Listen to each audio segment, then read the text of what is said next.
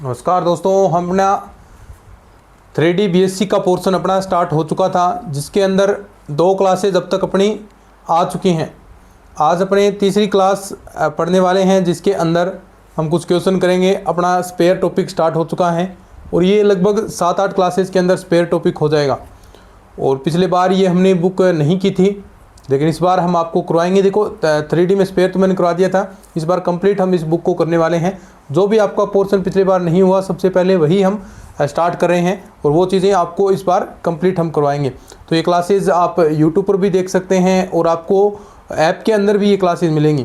तो आपको बता दूं कि जो विद्यार्थी यूट्यूब पर देख रहे हैं, तो उनके लिए बता दूं कि 721 रुपये के अंदर अपना पूरा कंप्लीट कोर्स चल रहा है, जिसके अंदर आपको फुल वीडियो लेक्चर्स मिलेंगे, जिसमें जो कंप्लीट सिलेबस है विद टीचिंग मेथड्स के साथ, और साथ में जो नोट्स हैं हैंड रिटन नोट्स मिलेंगे। आपको नोट्स नहीं बनाने, सिर्फ क्लासेस देखें और वो नोट्स प्रिंट आउट निकलवा लो और फिर वो नोट्स बार बार पढ़ते रहो। और साथ में 4000 टॉपिक वाइज प्रैक्टिस क्वेश्चन, ये बहुत इंपॉर्टेंट है। एग्जाम में डायरेक्ट क्वेश्चन पूछे गए 2025 के अंदर सेकंड ग्रेड हुआ, संस्कृत शिक्षा विभाग के अंदर हुआ, इनमें से डेफिनेटली क्वेश्चन पूछे जाएंगे और आगे भी पूछे जाएंगे। तो इन क्वेश्चंस को आपको तैयार करना है, इनके सॉल्यूशन भी साथ में दिए गए हैं। तो ये चीज़ें आपको बाई कर लेनी है। सिर्फ 721 रुपये हमने ये प्राइस रखी है, और अगर आप नोट्स अलग से लेना चाहें तो सिर्फ 351 रुपये अलग से आपको नोट्स मिल जाएंगे। तो टीम के व्हाट्सअप नंबर है, वहाँ पर आपको कॉन्टैक्ट करना है। ये टीम के व्हाट्सअप नंबर हैं, नोट कर लीजिएगा। यहाँ पर आपको नोट्स अगर अलग से लेना चाहें, जो क्वेश्चन 4000 क्वेश्चन और नोट्स, तो 351 रुपये पे करने हैं। और कंप्लीट कोर्स जिसके अंदर वीडियो क्लासेस भी आएंगी, तो ये 721 रुपये के अंदर मिलेगा। और जल्दी अपनी टेस्ट सीरीज भी स्टार्ट होगी, तो बने रहिएगा साथ में। देखिए, हम स्पेयर पढ़ चुके थे। स्पेयर में हमने समीकरण पढ़ लिया था। किस रूप में हमने समीकरण पढ़ लिया था? सदिश रूप में हमने गोले का समीकरण पढ़ लिया था, स्पेयर का समीकरण पढ़ लिया था, हमने उसका जनरल फॉर्म भी हमने पढ़ लिया था। तो ये चीज़ें पढ़ लिया। अब हम क्वेश्चन कर रहे हैं। तो देखिए, आगे इंपॉर्टेंट क्वेश्चन है, ये मोस्ट इंपॉर्टेंट क्वेश्चन चल रहे हैं, एग्जाम में डायरेक्ट पूछे जाते हैं। और ये जो मैटर है, आपको जो ऑफिशियल बुक है आपकी नवकार की, जो आपकी गोखरू की बुकें हैं, वो बुकों में से हम आपके लिए कंटेंट तैयार करते हैं। तो वहाँ से क्वेश्चन बाहर नहीं जाएगा, ये हमारी गारंटी है। तो अच्छे से आपको तैयार करना है, बस और कुछ नहीं करना। तो देखिए, क्वेश्चन है एक मोस्ट इंपॉर्टेंट क्वेश्चन है ये। बार बार कुछ आपको मैं रिजल्ट बताऊंगा, ये रिजल्ट आपको याद रखने हैं, ये रिजल्ट आपको याद रखने हैं। क्वेश्चन क्या कहता है, देखिए कि अचर त्रिज्या यानी कांस्टेंट आपको रेडियस दी गई है, साथ में इंग्लिश हिंदी दोनों में हम करते चलेंगे। अचर त्रिज्या के का गोला, के का अचर त्रिज्या के का गोला मूल बिंदु से गुजरता है। देखो, क्वेश्चन आपको देखते ही समझ में आना चाहिए। मूल बिंदु से गुजरता है। अब देखो, ये जो चीजें दे रहा है, आप पहले ही क्वेश्चन स्पीड करने का तरीका यही है, पहले ही आप चीजें नोट करते चलें, साथ साथ में माइंड के अंदर भी ये चीज दे दी तो काम आएगी। ये अचर त्रिज्या के का गोला दिया है और मूल बिंदु से गुजर रहा है, ठीक है। आगे देखिए क्या क्वेश्चन कहा इसने, 1 मिनट भाई। आगे है, एवं निर्देशीय अक्षों को ABC बिंदु पर काटता है, एवं निर्देशी अक्षों को ABC पर काटता है, ठीक है। अचर त्रिज्या का आपको दे दिया, गोला दे दिया। सिद्ध करना है कि त्रिभुज ABC के केंद्र का सिद्ध कीजिए। ये सिद्ध करना क्वेश्चन आपकी बुक में है, लेकिन वहां एग्जाम में सिद्ध करना नहीं आएगा, ये पूछेगा। सिद्ध कीजिए कि त्रिभुज ABC के केंद्र का कि त्रिभुज ABC के केंद्रक का बिंदुपथ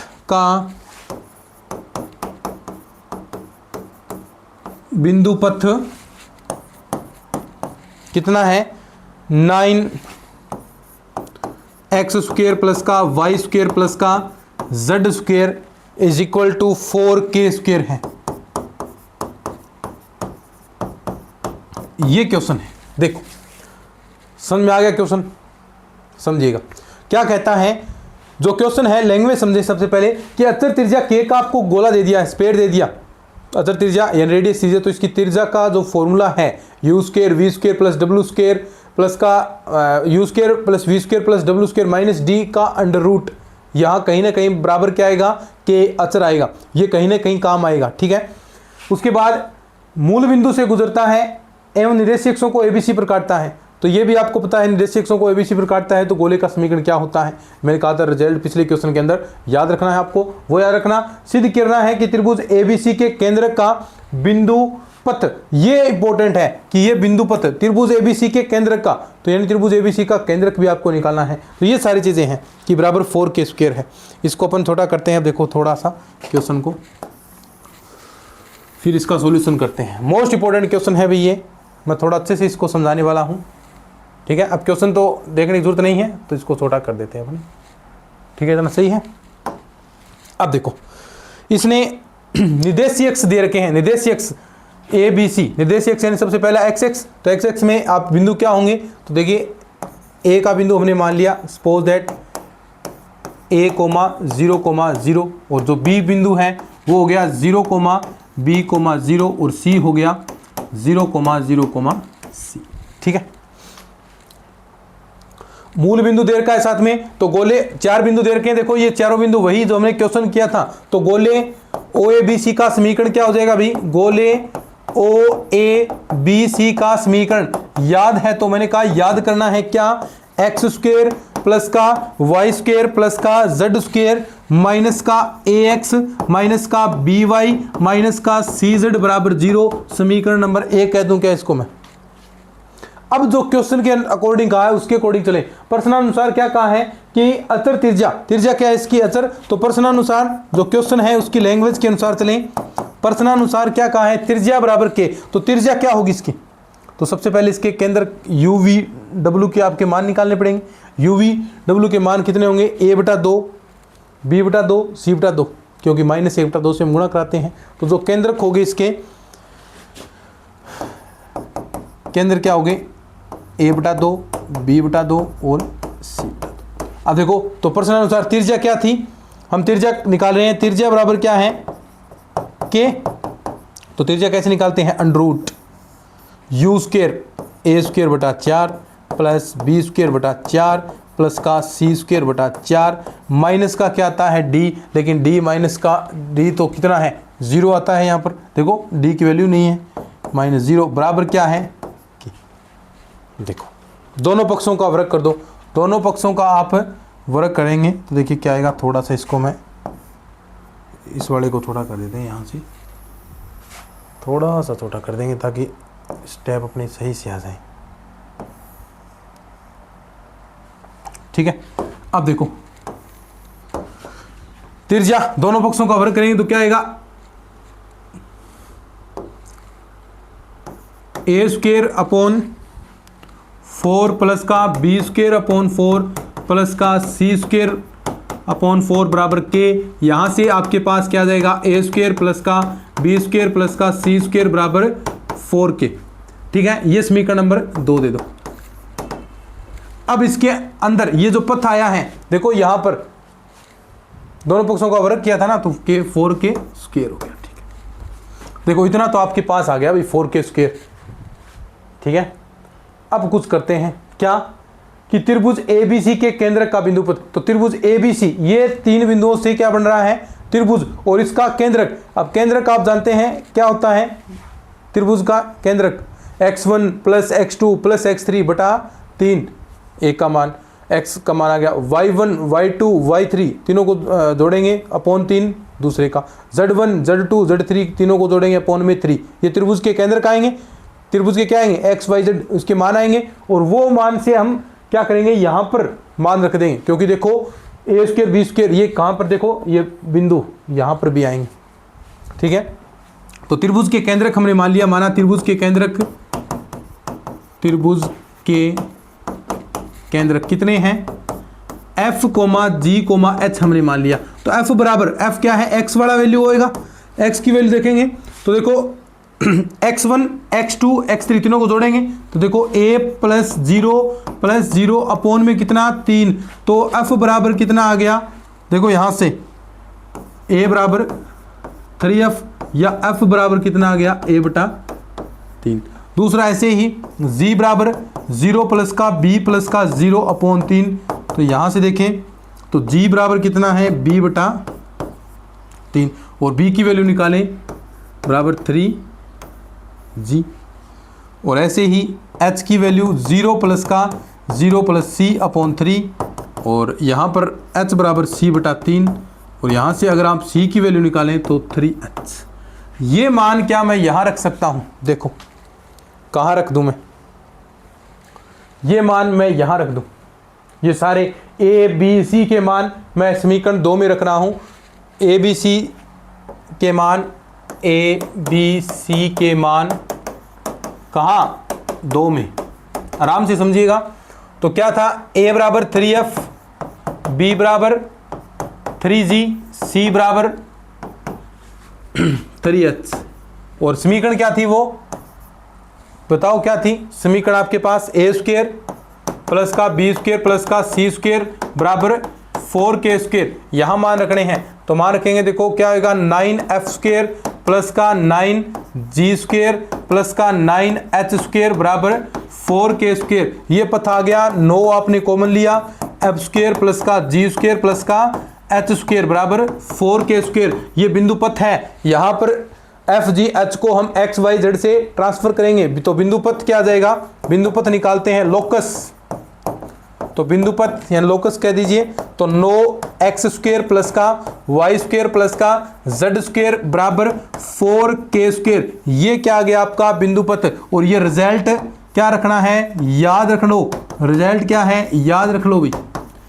अब क्वेश्चन निकालो ना आप, ध्यान सुनो। ये आपने कर लिया। ये रिजल्ट अब आपको याद रखना है। अब जब भी सॉल्यूशन करें, सोल्व करें तो क्या करेंगे? ये रिजल्ट ही पढ़ना है। क्वेश्चन पढ़ा फिर रिजल्ट पढ़ लो। क्या है? एक प्रकार से थ्योरम के रूप में। तो कोई बड़ी बात नहीं है। फिर देखो ऐसे क्वेश्चन बहुत बार आ जाते हैं, फिर रिजल्ट याद हो। अब मान लो आपने 4-5 बार पढ़ लिया, रिजल्ट वैसे भी याद नहीं रहा, लेकिन एग्जाम के अंदर वो चीज़ याद आ जाएगी आपको कि ऐसा कुछ रिजल्ट था। कई बार तो क्वेश्चन आपको पता होते हैं परम्यूटेशन और कॉम्बिनेशन के -5081 उत्तर कि इसमें माइनस आएगा। तो कई बार टाइम ना हो तो आप ऐसे रिस्क ले सकते हैं। और ज़रूरी है ऐसे कुछ ऐसे 10-15 क्वेश्चन तो एग्जाम के अंदर हाथ आपको लगने ही चाहिए, तभी आप नेक्स्ट लेवल तक बढ़ सकते हैं। ठीक है, तो इस चीज़ को नोट कर लीजिएगा। फिर उसके बाद आगे बढ़ते हैं अपने। ये रिजल्ट आपको याद रखना है भाई। 9 बहुत सिंपल सा रिजल्ट है भाई, कुछ बड़ी बात ही नहीं है। ये क्वेश्चन था कि अतर त्रिज्या का गोला दिया है आपको और इस प्रकार ये क्वेश्चन हमने सोल्व किया। अब क्वेश्चन सोल्व करने में आपको ये टाइम वेस्ट नहीं करना, सिर्फ रिजल्ट याद रख लो बस। राजस्थान जी के आप इतना याद कर लेते हैं तो ये तो मैथ का काम है, याद रखना पड़ेगा। नहीं होता है तो याद करना पड़ेगा, और तो कोई इलाज नहीं है। ठीक है, तो ऐसे कुछ चीज़ें हैं वो आपको याद रखनी है। नेक्स्ट क्वेश्चन बढ़ते हैं। देखो क्वेश्चन लिखता हूँ मैं आगे क्वेश्चन है आपका ऐसे ही पथ हैं और ऐसे ही रिजल्ट आपको नेक्स्ट भी याद रखना पड़ेगा। मैंने नोट्सों के अंदर स्पेशल लिख रखा है कि रिजल्ट आपको ये सारी चीज़ें आपको हैंड रिटन नोट्स मिल जाएंगे। तो अब यहाँ बनाने की ज़रूरत नहीं है।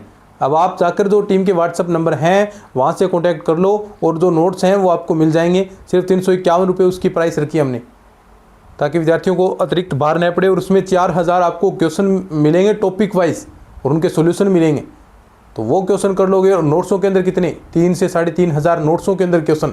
तो नोट्स बनाने की ज़रूरत नहीं है। मैं तो बार बार आपको कहता हूँ, चाहे आप किसी भी कोचिंग से पढ़ते हैं, हमसे भले ही न पढ़ें आप, लेकिन ये चीज़ें सभी विद्यार्थियों के पास होनी चाहिए। कौन सी? नोट्स वाले तो सभी के पास होने चाहिए। और एकमात्र ऐसा जो ऑनलाइन हमने जो बैच चलाया, एकमात्र ऐसी ऑनलाइन कोचिंग है जिसके सर्वाधिक राजस्थान में नोट सेल हुए हैं, क्योंकि स्टूडेंट्स का बैकअप बहुत हमारे पास अच्छा खासा है। लगभग 58,000 विद्यार्थी सेकंड ग्रेड में जुड़ना, ये सभी जो मेहनत हमने की है उसका परिणाम है और आप सभी का सहयोग है। तो ये नोट्स आपके पास होने चाहिए, चाहे आप भले ही चाहे किसी भी कोचिंग से पढ़ें, कोई फ़र्क नहीं पड़ता। लेकिन ऐसे नोट्स यकीनन आपको कोई नहीं प्रोवाइड करवा पाएगा। और 4000 ये क्वेश्चन, और उससे अतिरिक्त अभी 1-1.5 महीने के अंदर 500 क्वेश्चन और मिलेंगे। फिर आपको वो जो पेमेंट का स्क्रीनशॉट आप शेयर कर दीजिएगा, आपको ये मिल जाएंगे। तो आपके हित में हमने लगातार कार्य किए हैं। तो आप कोर्स लें न लें कोई फ़र्क नहीं पड़ेगा, लेकिन ये नोट्स आपके पास होने चाहिए। कहाँ मिलेंगे ये नोट्स? ये टीम के व्हाट्सअप नंबर पर मिलेंगे। कौन से? 94 नोट कर लेना, 30 454। ये नंबर नोट कर लीजिए भाई। यहाँ पर ये नोट्स मिलेंगे सिर्फ 351 रुपये के अंदर। और कुछ चीज़ें सोचने की ज़रूरत नहीं है, नोट्स लो, पढ़ो अच्छे से बस, और कोई काम नहीं करना आपको। आप क्लास देखते हैं साथ में नोट्स बनाते हैं तो ये गलत बात है। क्लास देखो फिर नोट्स बनाओ। ये नोट्स हमने इसलिए तैयार किए हैं ताकि आपका टाइम बचे, और इस टाइम के अंदर आप वो जो 4000 टॉपिक वाइज क्वेश्चन दिए हैं वो निकालो। तो आपको पढ़ना है, नोट्स आपके सामने होंगे, प्रिंट आउट निकलवा लीजिए और फिर उसके बाद नोट्स पढ़िए, फिर ये क्वेश्चन कीजिए, बस इतना काम करना है। और प्रैक्टिस बहुत ज़रूरी है। 4000 तो ये क्वेश्चन मैंने प्रोवाइड करा दिए, नोट्स के अंदर 3000 के आसपास क्वेश्चन, 7 से 7500 क्वेश्चन यहाँ। फिर टेस्ट सीरीज स्टार्ट करूँगा, टेस्ट सीरीज स्टार्ट करूँगा तो वहाँ क्वेश्चन लगभग 2-2.5 हज़ार होंगे। इतना मैटर कर लेंगे, आपको पैसे देने की ज़रूरत नहीं है 10-15 हज़ार रुपये। इतना मैटर तो नहीं, कोई नहीं प्रोवाइड करवाएगा जितनी मेहनत हमने की है। तो ठीक है, यहाँ पर आपको ये चीज़ें मिल जाएंगी तो बाई कर लीजिएगा। चलिए, क्वेश्चन है क्या कि एक समतल स्थिर बिंदु, एक समतल स्थिर बिंदु, आपको स्थिर बिंदु दे रखा है A, B, C से गुजरता है, A, B, C से गुजरता है एवं निर्देशीय अक्षों को, देखो क्वेश्चन की लैंग्वेज वही सेम टू सेम मिलेगी, कोई फर्क नहीं पड़ेगा। एवं निर्देशीय अक्षों को A, B, C पर काटता है। सिद्ध कीजिए कि गोले OABC का केंद्र का बिंदु पथ है। सिद्ध करना है, क्या करना है कि गोले OABC का, गोले OABC के केंद्र का बिंदु पथ, देखो ये चीजें जरूरी हैं कि केंद्र का, अब केंद्र निकालने वो मान रखने हैं, केंद्र का बिंदु पथ, जो चीज पथ है, जो चीज कहे वो ध्यान रखें, कहां से स्टार्ट करना है, क्या करना है, ये क्वेश्चन ही बता देगा आपको। अब देखो कैसे करोगे, पहले ये क्वेश्चन दो, बाद में ये रिजल्ट याद करवाऊंगा। पहले सुने कि एक समतल दे दिया, इस बिंदु से ABC से गुजर रहा है, ठीक है, भी कोई प्लेन है वो इस ABC यानी इसको संतुष्ट कर रहा है, एवं निर्देशीय अक्षों को ABC पर काट रहा है, ABC पर काट रहा है, तो यहाँ पर मूल बिंदु होगा OABC, गोला बनेगा, ठीक है। तो सिद्ध करना है गोले OABC का केंद्र का बिंदु पथ, तो यहाँ पर गोले OABC का समीकरण, फिर उसका केंद्र निकालो, ठीक है, और समतल का समीकरण निकालो। समतल में आप जो समतल का समीकरण है, क्योंकि ये ABC से गुजर रहा है और यहाँ से वो जो मान आएंगे ABC से वो केंद्र की फॉर्म में आएंगे और वो मान आप वापस समतल वाले समीकरण के अंदर रख दो तो आ जाएगा। तो चीज़ें समझ में आई क्या, क्या करना है। तो देखो सबसे पहले आपको प्लेन बनाना है। देखो ये प्लेन बनाएं, समतल कैसे गुजर रहा है, तो ये चीज़ें ज़रूरी है। भी करना कैसे, सबसे पहले सोच यही होनी चाहिए कि आएगा या नहीं आएगा, ऐसी सोच नहीं, क्वेश्चन को सोल्व कैसे करना है, ये बहुत बेटर सोच होती है और इसी से क्वेश्चन आपके सोल्व होते हैं। देखो तो देखो इस प्रकार का कोई आपका निर्देशीय अक्ष हो गए, ठीक है। अब यहाँ से इस प्रकार प्लेन आपका गुजर रहा है भाई, ठीक है, ऐसे गुजर रहा है। अब निर्देशीय अक्षों को ABC पर काट रहा है, निर्देशीय अक्षों को ABC पर, तो A बिंदु ये रहा, इसके निर्देशांक मैंने मान ली, देखो x वाला ही होगा, बाकी दोनों जीरो होंगे ना। यहाँ ये B पॉइंट मान लिया, क्या ये 0 बीटा और ये 0, और यहाँ ये C पॉइंट 0 0 गामा, कहीं से भी मान सकते हैं, कोई फर्क नहीं पड़ता। ये समतल एक स्थिर बिंदु है, ये रहा ABC पर गुजर रहा है, ठीक है।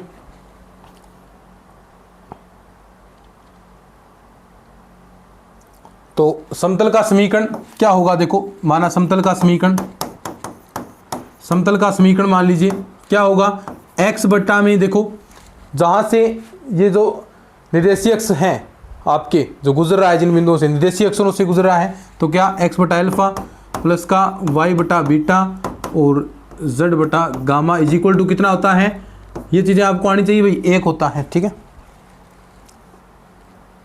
अब ये है, ये स्थिर बिंदु से भी गुजर रहा है, ये स्थिर बिंदु ABC से, तो इसको भी संतुष्ट करेगा। देखो ये बिंदु गुजर रहा है यानी इसी पर है, समतल पर है, तो ये एक्स वाई जेड को संतुष्ट करेगा। तो आप इसको संतुष्ट करा सकते हैं। ए बी सी से गुजरता है, ए बी सी से गुजरता है। अब यहाँ से चीज़ें बनेंगी, देख लो, ए बटा अल्फ़ा प्लस का बी बटा बीटा और सी बटा गामा इज इक्वल टू, ठीक है। तो गोले का समीकरण क्या होगा? तो गोला ओ ए बी सी का समीकरण, तो सबसे पहले गोले, क्योंकि वही सेम ओ ए बी सी आपको पता है निर्देशीय अक्षों से गुजर रहा है, ओ क्या है? मूल बिंदु। तो गोले का समीकरण x square plus y square plus का जेड स्क्वायर माइनस का अल्फा एक्स, क्योंकि इस बार पॉइंट क्या थे? अल्फा बीटा गामा थे, पहले ए बी सी थे पॉइंट, पिछले क्वेश्चन किया था उसके अंदर ए बी सी पॉइंट थे निर्देशीय अक्षों में, तो वही सेम बीटा है और गामा जेड बराबर 0, ठीक है। ये आ गया आपका। अब देखो यहां से केंद्र का बिंदु पथ पूछा है, तो केंद्र के निर्देशांक कितने होंगे पहले मुझे ये बताओ। केंद्र हमने मान लिया, आप मान लीजिए केंद्र को कि F, G, H है केंद्र, ये मान लिया हमने। तो F बराबर क्या होगा?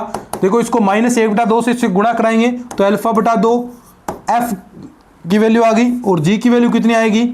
बराबर बीटा बटा 2, और ऐसे ही H की वैल्यू गामा बटे 2, ये वैल्यू आ गई आपकी।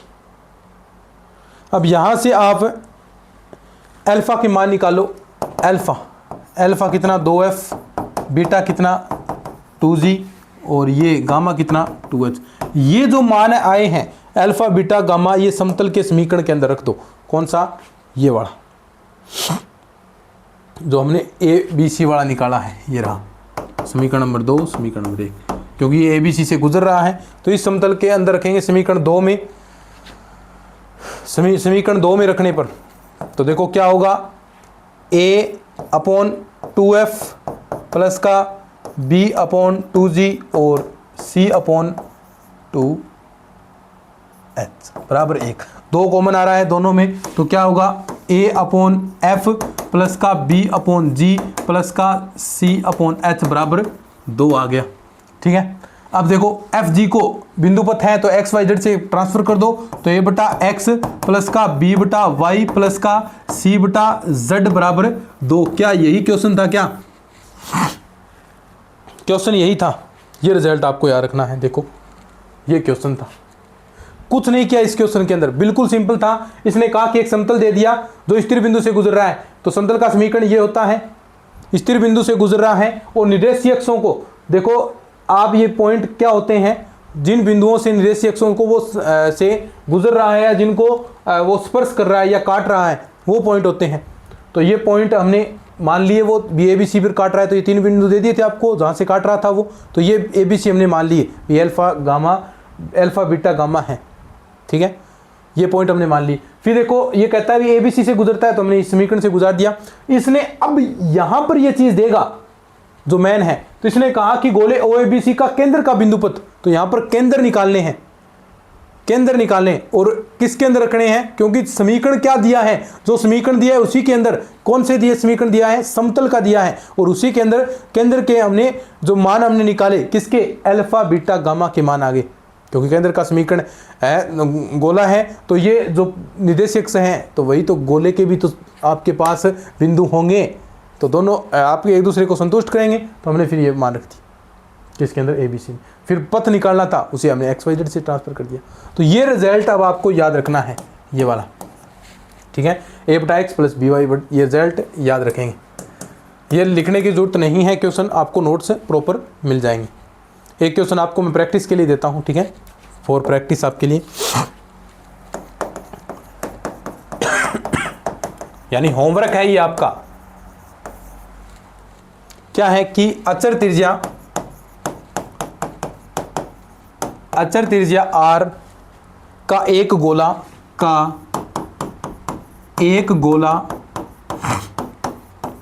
मूल बिंदु, अचर त्रिज्या r का एक गोला मूल बिंदु O से गुजरता है,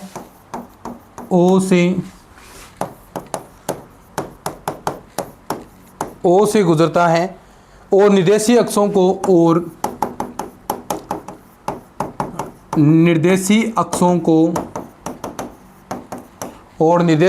को क्रमशः ABC पर काटता है, को क्रमशः ABC पर काटता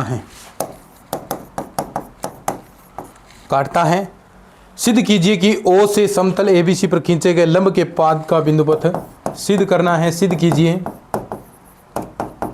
कीजिए कि O से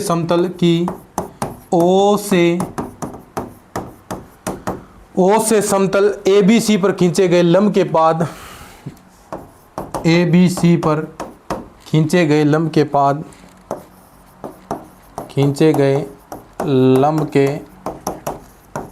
यानी निर्देशांक का बिंदु पथ है, एक प्रकार से रिजल्ट याद रख लेना। और ये रिजल्ट है मैन x स्क्वायर प्लस का y स्क्वायर प्लस का z स्क्वायर की स्क्वायर x की पावर -2 प्लस का y की पावर -2 z की पावर -2 बराबर 4r स्क्वायर। ये रहा रिजल्ट, ये रिजल्ट भी याद रखना है। और ये आपका होमवर्क है, ठीक है। क्या है ये? HW प्रैक्टिस के लिए, ठीक है। ये होमवर्क है, करना है, ठीक है। जो नहीं करेगा तो फिर आप देखो बातें खराब होंगी फिर। तो ठीक है, आज के इस लेक्चर के अंदर इतना ही हम रखते हैं। बाकी है वो अपना नेक्स्ट क्लास के अंदर धीरे धीरे क्लासेस कंटिन्यू अब चल रही हैं और ऐसी ही कंटिन्यू क्लासेस चलती रहेंगी। तो चलिए आज के इस लेक्चर में इतना ही, धन्यवाद।